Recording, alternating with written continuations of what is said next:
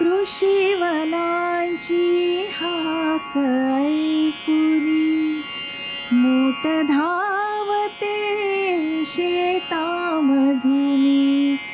कृषीवनांची हाक ऐकुनी मोट धावते शेतामधुनी.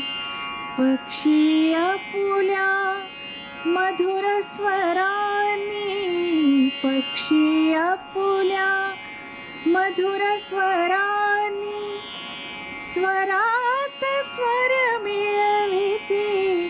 प्रभाती सूरनभिरंगती दश दिशा भूपाळी